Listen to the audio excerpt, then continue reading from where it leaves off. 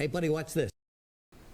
Hello, Regis Kilbin is the name, and Hearthstone is the game, and this is part 2 of my Mean Streets of Gadgetzan card review. This time around, I've got 9 more cards to take a closer look at. I've got some Mage cards, Paladin cards, and even a couple Rogue cards. So without further delay, let's go ahead and jump right in and see what we've got, starting off with what I'll call a Mage card, but is actually a tri-class card, which, as I'll remind you, is a card that is available to 3 classes, this time specifically Warlock, Priest, and Mage, so sort of the clothy caster classes, if you're familiar with World of Warcraft. And that's a Kabal card is the name of those brand of tri-class cards. And this one, of course, is a legendary Kazakus, a 4-mana minion that's only got 3/3 in stats, but has a totally insane, absurd, ridiculous battle cry. If your deck contains no duplicates, so that's the old Reno Jackson effect, then you get to create a custom spell. Now, I don't have a visualization of that, but I'll try to explain it as much as possible. You can also watch the, I think the reveal panel or some panel from BlizzCon to see this in action. I'm sure you can find videos out there. Essentially, what happens when you play Kazakus, you get a battle cry that's a discover a card effect. And there'll be 3 choices, and you get to choose a mana cost for your spells. You can choose like a 1-mana spell, 5-mana spell, or a 10-mana spell. And then once you make that selection, a new discover option will pop up, and it will give you stuff like draw a card, summon minions, like deal damage to all enemy minions. And you'll select an effect, and those effects, of course, will be based upon the mana cost of your previous selection. So if you pick 10 mana, all the numbers will be bigger. You'll draw like 3 or 4 cards instead of 1. If you pick a 5-mana cost option, then they'll be kind of medium-sized, etc. And then finally, after you make your second selection, a third one will pop up, and you'll get to select another effect. So I think the example that was given at BlizzCon was you select a 10-mana spell, you select deal 6 damage to all enemy minions, so a big AoE clear. And finally, I think it summoned 3 friendly minions that have died this game. So imagine playing this, getting a 10-mana spell that's essentially a super flame strike because it does 6 damage to everybody on the other side of the board, and also maybe like a little baby Nazoth that summons 3 minions that have died this game. So all of that for 10 mana is totally absurd and ridiculous, and that's like a game swinging, game winning kind of spell. But that's of course just one example, one iteration. There, I think they said there's like a total of 120 different permutations you can create. So that means 120 unique spells that can come out of this guy, and I'm sure they're going to be varying degrees of awesomeness, but generally seem pretty strong and over or under costed, I should say. The effects are stronger than the cost of the spell would suggest otherwise. So these are designed to be really big, game-swinging kinds of spells. Now, of course, the real benefit of that, too, is that you can pick a spell that meets your needs in the moment, or you can sort of build up to the future. So in other words, if you're facing a really aggressive deck and you're falling behind, and you can play Kazakus on turn 5, and you play him for 4, and then you pick a 1-mana spell, and you might be able to generate something that gets you out of a bind. Maybe you draw some cards you desperately need. Maybe you have a really small board clear that just addresses what your opponent is doing at the moment to buy yourself time to win the game later. Or maybe you're in a control style deck and you need some sort of crazy game-winning 10-mana spell, and you can do that too. So the flexibility and the control that this card gives you over your own fate is really awesome and good for good players. And, random effects are generally good for less good players. The weaker the player, the better a random effect is, because they don't have as much control or influence over it. So being knowledgeable, having foresight, all those things tend to impact it less. But good players who know what's happening, know their matchups, know how a game is likely to unfold, can utilize a card like this that has multiple layers of branching decisions to create a custom spell for themselves that they know is going to have an impact. So I think this is the kind of card that's a little bit RNG just because of the way the card effects in the second half of the custom spell creation work, but it's controlled, influenced RNG, and very minor RNG at that.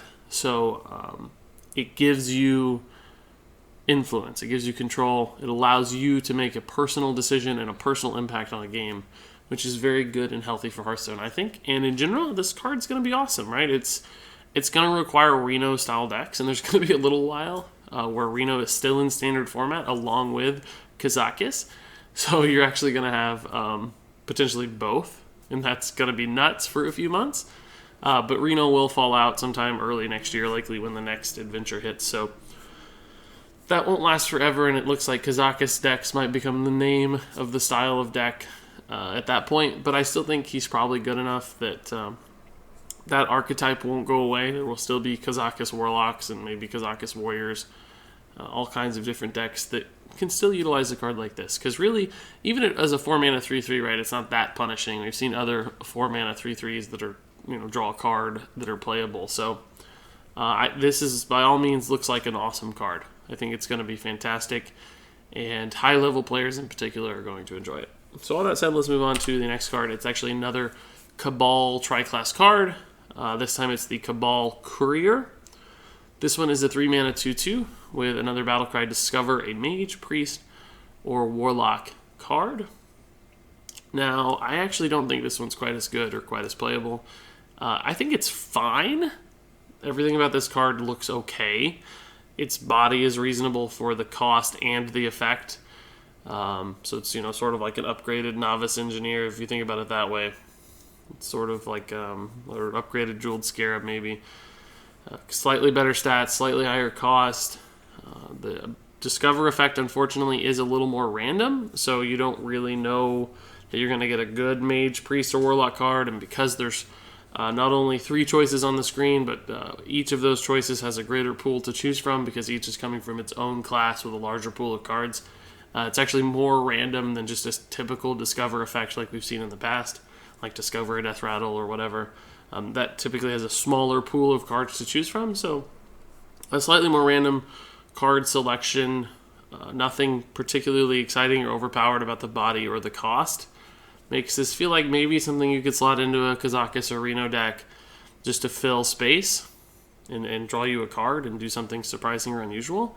But I think the results are going to be so unreliable. You're not always going to get that Mind Blast you need, or you're not always going to get the Fireball or whatever, or always get the Flame Strike, that I don't think Kabal Courier is consistent enough to see play in too many decks. So I think this is probably a below average card that doesn't get played too much. Moving on to another Mage spell, another Mage card. This one specifically only for Mages. This one is the Manic Soulcaster. It is a 3-mana, 3/4, so that hits a lot of boxes right there. We can check off good stats, playable on turn 3. And it has a battlecry, choose a friendly minion and shuffle a copy into your deck.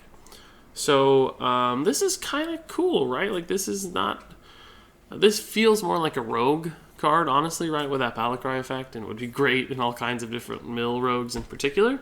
But even Mage, it seems like, could utilize this pretty well.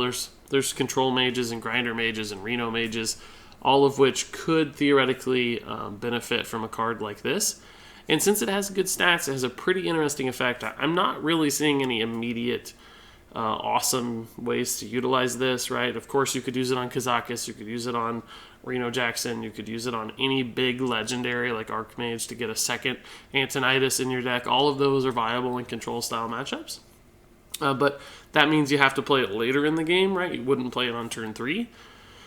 As a turn 3 play, I don't know that it's quite as good. You could just cast it on any early game minion, your Flame Wakers or your Mana Worms or whatever, but that wouldn't be quite as strong, right? You'd want to see it on a control style deck because it's being added into your deck, not into your hand. So you're expecting to get value out of this card considerably later in the game.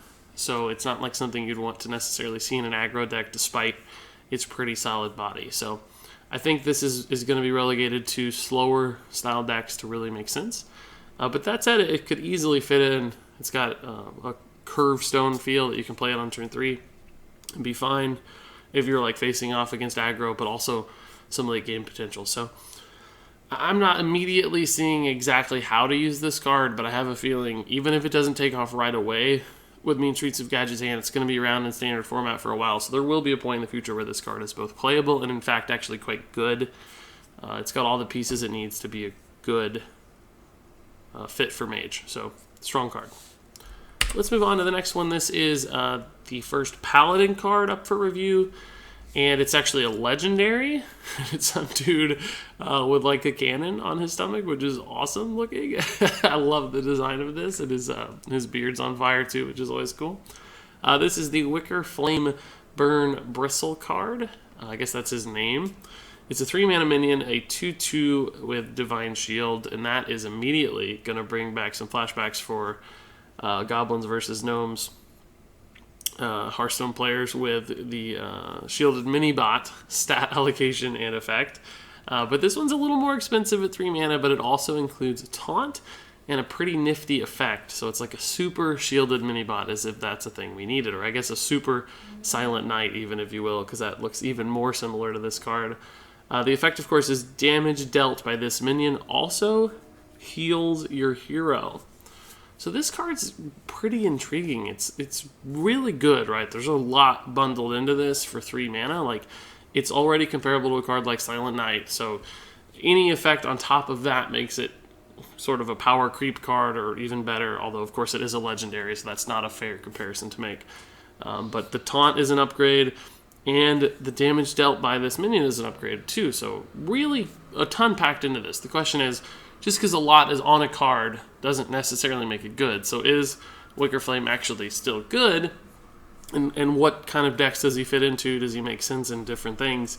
And I think the answer is yeah. First off, I think he makes sense in more aggressive buff-based paladins, because that effect gets even better with buffs. If you've got a Blessing of Kings on this guy and he's healing for 6 damage per turn, that's really crazy. Now, that said, aggressive paladins don't necessarily need all that many heals, because typically they're going to try to rush down their opponents and not care about their own life total all that much. So there's some sort of counter synergies there. They don't necessarily fit together. But I think this card is even playable in more late game style paladins, right? Say your opponent gets off to a really fast start, you play this on turn 3 or turn 4 or 5 even, right? And you might have a buff laying around here or there. But even if you don't, it's just going to trade into multiple smaller minions, which is a good value. It's going to slow down your opponents because it's a taunt and a Divine Shield, so it could cause them to utilize a lot of resources to deal with it. And remember, even as they're attacking into it, it's going to heal you a little bit too, because it's not damage when this attacks, it's damage dealt. So return damage seemingly will also count. So there's a good chance this is going to be at least a heal 4 every time you play it. If they're using minions to clear it, right? If they're using spells to clear it, it might be a heal 0, but assuming they are a minion-based deck, this is sort of a heal 4 taunt. It's very annoying, and it's honestly even a heal 7 taunt, right? Because not only is it going to deal out 4 damage when it makes trades to actually heal your hero for 4, but it's also going to have 2 health they have to get through and at least 1 damage to get through the Divine Shield. So that's 4 for the heal, 2 for the health, and 1 for the Divine Shield, meaning it's a heal 7 card for 3 mana, which is actually really quite efficient, especially because you're getting the body and everything too. So it kind of even seems good in control style decks, either as a turn 3 play, but also just something to save as a taunt or a last ditch effort, or a heal with a buff. It's kind of in many ways a mini Tyrion Forging, right? It's the same kind of body, it's got the taunt, it's a big stall. You don't get quite as much value on the back end from the Death Rattle of Tyrion, of course, but it's a 3 mana Tyrion Forging, and I think it's good. I think it's playable. It fits multiple kinds of paladin. I like this card. It's a neat little anti-aggro design. So, and it's actually even playable in aggro decks too, which is cool. So this is sort of an A+ card for me. I think it's going to be quite strong in paladin. Moving on to the next card, I think it's another A+ paladin card. This time it's the 3 mana spell Small Time Recruits. And this is a card draw spell that allows you to draw 3 1-cost minions from your deck. This is really, really good. First off, drawing 3 cards for 3 mana is hyper efficient already. That's better than a lot of comparable spells like Arcane Intellect, for instance. Maybe even as good as Divine Favor in many instances, if you want to compare directly to a Paladin spell. But this has some really nice side benefits as well. Now, some people might say, yeah, you're drawing 3 cards, but they're junk cards. They're 1-cost cards. Like, who cares? You don't. That's useless. I'd rather draw some good cards, right? But drawing 3 1-cost cards, not only do you get the cards themselves, but you have a side effect of thinning out your deck. So even in a late game control style Paladin deck, where you might be looking for that Tyrian Forging or some big dragons or whatever it is, some Murloc spells, this still has a nice side benefit because it takes those cards out of your deck and it makes you more likely to draw any given larger spell on a ensuing turn. So you've increased your chances of drawing Tyrian essentially by 3 cards being removed out of that deck. If you had a 1 in 5, suddenly you have a 1 in 2 chance because you removed all those 1-cost cards. Plus, it's just sort of a big infusion of cards all at once that you know you can probably play as long as you have enough mana. Sometimes you draw cards and you're like, I'm not sure I'm going to be able to play what I get. If you have 5 mana and you cast or you cast Arcane Intellect, you might get 2 6-cost cards that are unplayable and you just have to ping if you're a mage. In this instance, if you had 5 mana, you play Small-Time Recruits, you know you're going to get 2 playable cards, assuming that there are still some 1-cost cards, 1-cost minions left in your deck. Plus, a card like this just helps you influence the design of your deck a little bit. Sometimes it can be really punishing to include a lot of 1-cost minions in a deck simply because it makes your deck a lot weaker on average and each draw is worth less. And you have to be a super aggressive style deck to pull that off. This means you don't have to be quite as aggressive and you can still include, 3 to 5 1-cost minions and expect to get some sort of value out of them even if you don't draw them in the early portions of the game.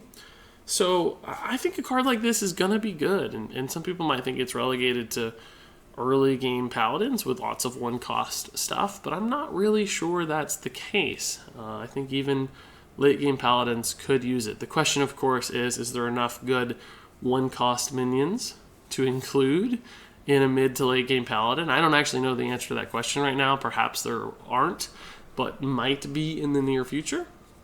Who knows? But even stuff like Sir Finley Murgleton or the other 1-mana Murlocs I think Paladin got last time. There's options, right? Like there's stuff you can do and include. So Small-Time Recruits to me feels like another very, very strong Paladin card, and I think it's almost absolutely going to see play in some capacity or another. So let's move on to the next one. It's the Meanstreet Marshal. Look at that. It's a 1-mana Paladin card that's probably playable. So you can see some synergies here perfectly from one card to the next. The Meanstreet Marshal, 1 mana, 1/2. It has a death rattle. If this minion has 2 or more attack, draw a card. So Meanstreet Marshal is obviously designed specifically for aggressive style Paladins that like to get minions out and then buff those minions with various attack buffs, divine shield buffs, so on and so forth. So this one in particular has a death rattle effect that if its attack is more than 2, so if you cast any sort of Paladin attack buff on it, almost all of them will take it to 2 or more, it will also draw you a card. And of course, one of the downsides of really hyper-aggressive decks with low-cost minions is that they tend to run out of cards too fast. They empty their hand with a bunch of cheap stuff, and then they don't have the resources or the card draw ability to get more resources back in their hand. So Meanstreet Marshal addresses that with this death rattle effect if you buff it. And of course, that means a buff deck is perfect for this, and it all starts to fit together, and it makes sense. So I don't know that this card is awesome in and of itself in a vacuum, but it really does seem to encourage and fit an aggro-style Paladin deck, and that's something that has lingered around Hearthstone for a very long time. It's not ever like a top-tier deck, but people occasionally will hit Legend with an aggro Paladin deck, sort of a face rush Paladin, and I think this one will enable that more than ever. So who knows, between Small-Time Recruits and Meanstreet Marshal and all the stuff that Paladin has in its classic set, I think aggro Paladin might be more popular on the ladder than ever before. So not an awesome card on a surface level, but a really nice fit for its class and a well-designed card that will emphasize a specific kind of play. That's my take on Meanstreet Marshal. So let's move on to, I think this is probably the final Paladin card I'm going to look at here today. This is a one mana spell, the Getaway Kodo. It's a secret, of course, and whenever a friendly minion dies, return it to your hand. So I actually think this is another card that encourages an aggressive style of play, because you throw out all those early minions again, you're out of resources, but this secret means that you get to pull that back in your hand and have something else to play again. So it fits in aggressive style decks relatively well, but again, think about how good this is with late game paladins. This is a really well designed card because I think it fits two archetypes. Getaway Kodo is perfect for Tyrion Forging, for instance, right? Like, that's nuts. If they kill your Tyrion, guess what? You're getting another Tyrion Forging to play, which is absolutely ridiculous. Now, Paladin has had that a little bit in the past with Redemption. They killed your Tyrion, you'd summon another Tyrion instantly, which is in many ways slightly better because it's instant and you don't have to play the Tyrion a second time.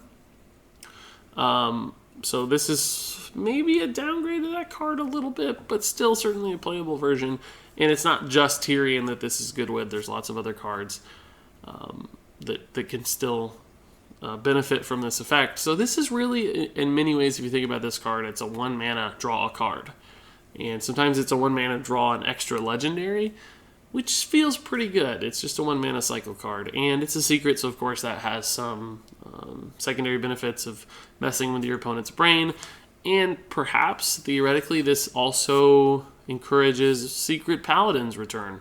Mysterious Challenger is still in the meta, or still in standard format, at least for a little while. So maybe Secret Paladin makes a slight comeback on the back of this card and some of the other on-curve strong cards that we're seeing. Who knows? I don't know. If small-time recruits also drew spells, it would really, really point towards Secret Paladin deck, because you could thin out some secrets as well as using your Mysterious Challenger, right? Like, you'd have ways to draw more cards and see them benefit you immediately. It's not the case, though, so who knows? This one does give you another moderately strong secret, though, so maybe it makes a comeback. So Getaway Kodo, I think, has the potential to be pretty good. I don't think it's amazing. I think it will be played initially and probably fall out of favor to some extent once people learn it and understand it. I don't think this ever becomes a core piece of the Paladin set, but not inherently a bad card, just an average card, in my opinion. So let's move on to the Rogue cards I've got up for review today. The first is the Lotus Assassin, and this one's kind of cool, right? It's a Stranglethorn Tiger, right? It's a 5 mana, 5/5 with stealth. That is a Stranglethorn Tiger with different art and different name, but it has a secondary effect too. Whenever this minion attacks and kills a minion, it also gains stealth again. So it's a 5/5. You say it trades into a Chillwind Yeti, it becomes a 5/1, and the 5/1 has stealth again. So, if you could theoretically kill multiple minions, you could give this guy stealth 4 or 5 times. If you could heal it, you could give it stealth virtually infinitely, as long as it's trading into minions. That's pretty cool. Like, stealth is very hard to deal with. Sometimes you can't even kill a 1 health thing with stealth.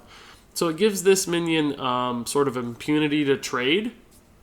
And with things like Rhythm Ring Farseer running Rogue, perhaps gives it impunity to trade multiple times, which is nice. But I will say that Rogue right now, as we understand it, probably wouldn't benefit from that all that much. Rogue already has so many ways to deal with your opponent's minions with high tempo removal, stuff like the backstabs and the shadow strikes, that trading minions into minions is not something Rogue typically wants to do or does at all. Normally you want to send stuff to the face. Now, that said, there is some potential where you could play this, trade it into something, and then plan to send it to face in a future turn. But Rogue already has sort of ways to do that with Conceal, right? Like, you build that big board and you conceal it in hopes that it attacks next turn. Lotus Assassin kind of has that built in almost to some extent, like hold it, and then go face. But it doesn't seem particularly necessary or right for Rogue. Like, I think this card would be really playable in other classes, but there's no mid-range board presence Rogue right now Perhaps there will be in the future. I don't know the rest of the set, of course, with Mean Streets of Gadgetzan, so maybe that becomes a thing. This card has the right pieces and the right stats and the right effects to be good.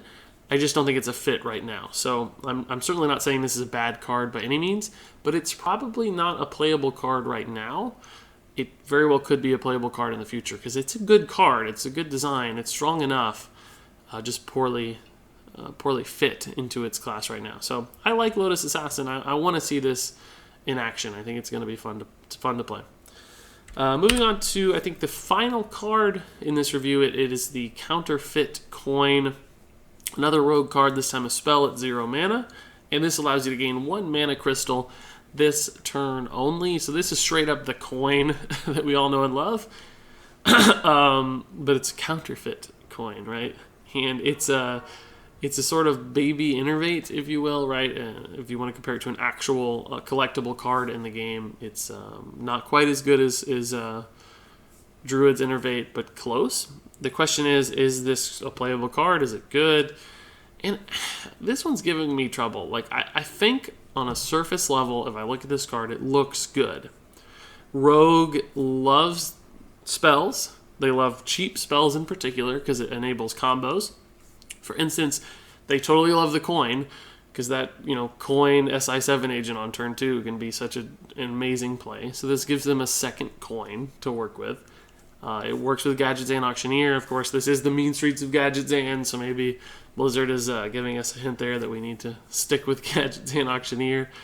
So all that makes sense to me. It looks good. I'm sure other reviewers have probably said, oh, this is a great card. It's just like Innervate.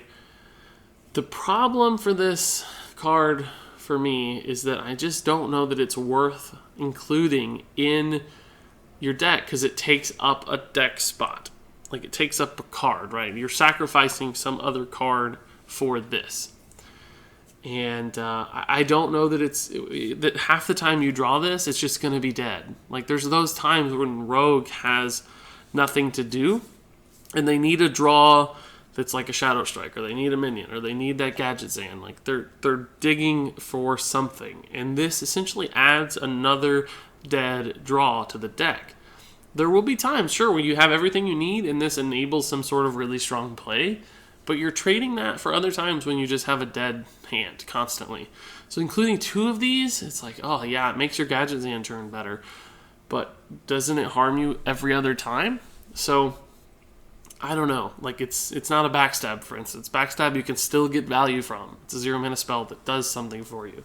So I don't know, guys. Yes, it looks good. It's a mana acceleration. It's a rogue's dream come true in many ways, but it's not a prep. It's not an innervate. It's a coin, and rogue wins without the coin. And sure, they love the coin, but I don't know if they'd be willing to run 2 coins in their deck. So unfortunately, even though I think this is a cool design and a funny fantasy thing with the counterfeit coin and the Mean Streets of Gadgetzan, like, that's all really cute and fun, I actually don't think this card's going to be played a ton. That's probably a risky thing to say. I'm not sure other people are going to agree with me, and I might look back on this and be like, oh, what was I thinking? You're so stupid, Regis. Of course they love the coin.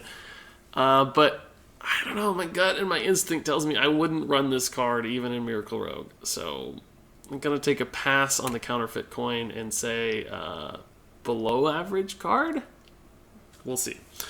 And I think that does it for this particular review. So that's 9 new cards and my take on them. Actually some pretty strong ones this time around. A few clunkers here and there, but some neat stuff in this little sample. So I look forward to seeing more. So that's it for part 2 of my Mean Streets of Gadgetzan card review. Come back for parts 3 through infinity because it seems like there's going to be a million more cards. Thanks so much for watching, and until next time, game on.